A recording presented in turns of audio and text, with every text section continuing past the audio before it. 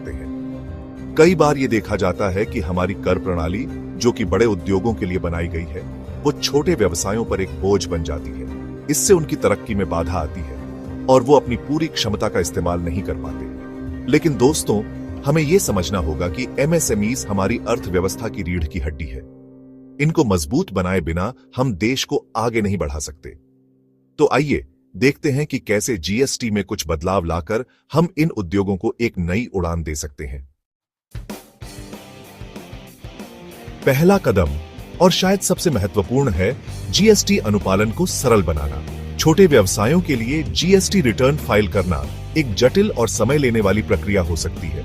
इस प्रक्रिया को सरल बनाने के लिए सरकार त्रैमासिक रिटर्न को और सरल फॉर्मेट में ला सकती है। साथ ही ऑनलाइन प्लेटफॉर्म को और उपयोगकर्ता के अनुकूल बनाया जा सकता है, ताकि छोटे व्यवसाय बिना किसी परेशानी के अपने रिटर्न दाखिल कर सके।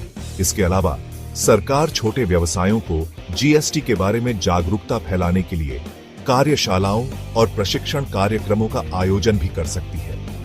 इससे उन्हें नियमों और विनियमों को बेहतर ढंग से समझने में मदद मिलेगी और जुर्माने से बचने में भी सहायता मिलेगी।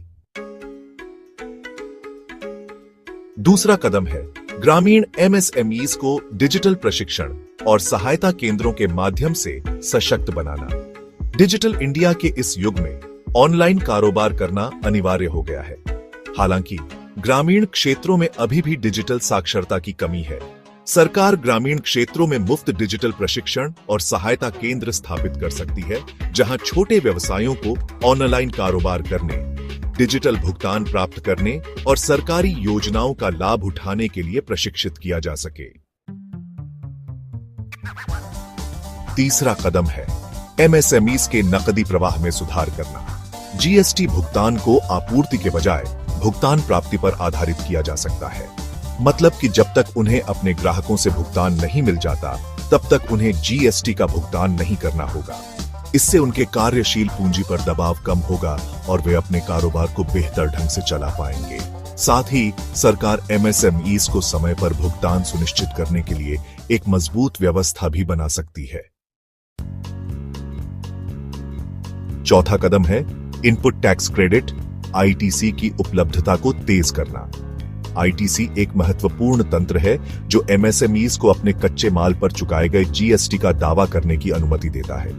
हालांकि आईटीसी रिफंड मिलने में अक्सर देरी होती है, जिससे एमएसएमईज के नकदी प्रवाह पर असर पड़ता है। सरकार को आईटीसी रिफंड की प्रक्रिया को ऑनलाइन और स्वचालित बनाना चाहिए, ताकि एमएसएमईज को समय पर रिफंड मिल सके।